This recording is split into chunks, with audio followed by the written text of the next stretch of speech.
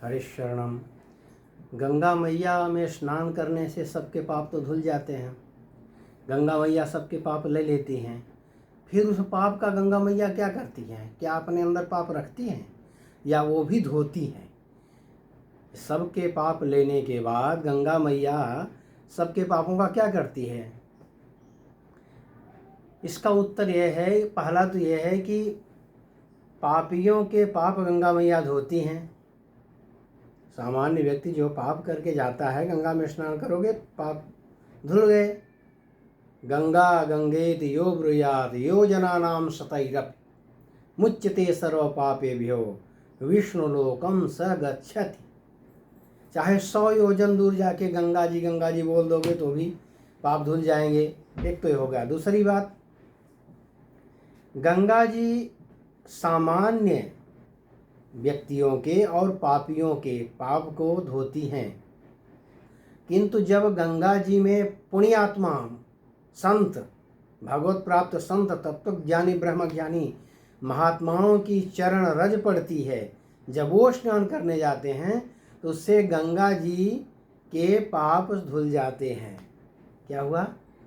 मतलब सामान्य व्यक्ति तो अपना पाप धोने गंगा जी में जाता है, किंतु जो उच्च कोटि के महात्मा, भगवान के प्यारे लाडले संत, वो जब गंगा जी में स्नान करते हैं तो गंगा जी में जो संचित सबके पाप होते हैं, पापियों के और आम लोगों के, वो भी धुल जाते हैं। एक तो ये बात है। दूसरी बात, एक और मानविक प्रसंग आता है स्कंद पुराण में कि गंगा जी एक बार चिंतित होती हैं और सोचने लगती हैं कि ये सारे लोगों का मैं पाप धोती रहती हूँ, तो इससे तो मैं पाप ही पाप हमारे अंदर हो जाएगा, मैं कैसे शुद्ध होंगी? ये प्रसंग आता है। तो सर्वलोका समागत्य मयि पापम त्यजंति ही, सभी लोगों के लोग मेरे पास आकर के और मेरे में ही अपने पाप छोड़कर चले जाते हैं। सर्वलोका समागत्य मयि पापम त्यजंति ही तत्पापम तु कथम गच्छेदित चिंता परा तदा। वो पाप कहाँ जाएगा, ऐसा सोचकर गंगा जी चिंतित हो गई।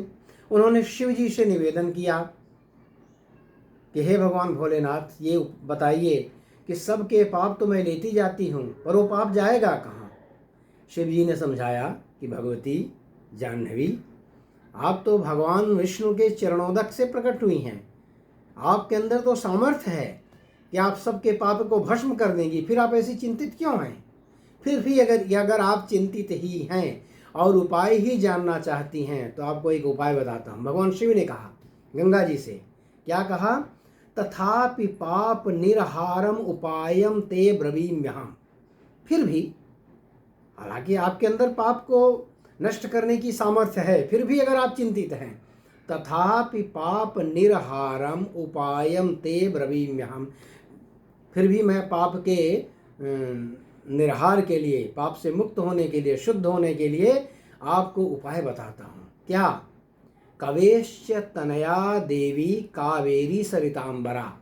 कवेश्च तनया, कवि अर्थात शुक्राचार्य, शुक्राचार्य जी की पुत्री जो कावेरी हैं, कवि की पुत्री होने से कावेरी नाम पड़ा, तो कवि अर्थात शुक्राचार्य जी की पुत्री जो कावेरी हैं, उनमें कार्तिक महीने में अगर आप जाकर के स्नान करो तो जितने पाप आपने इकट्ठा कर लिया है वो सब धुल जाएंगे।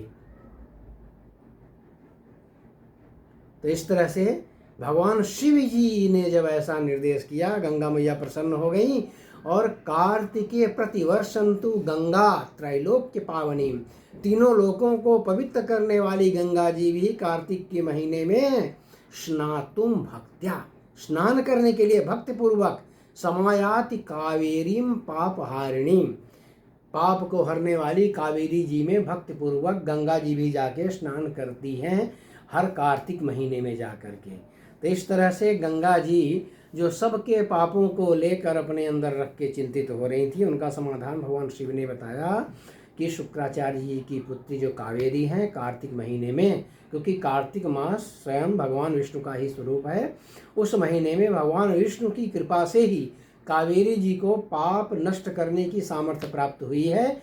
तो कार्तिक महीने में आप जाइए और वहाँ स्नान कर लीजिए। और इसके बाद गंगा जी हमेशा ही कार्तिक महीने में जाके कावेरी जी में स्नान करने लगीं।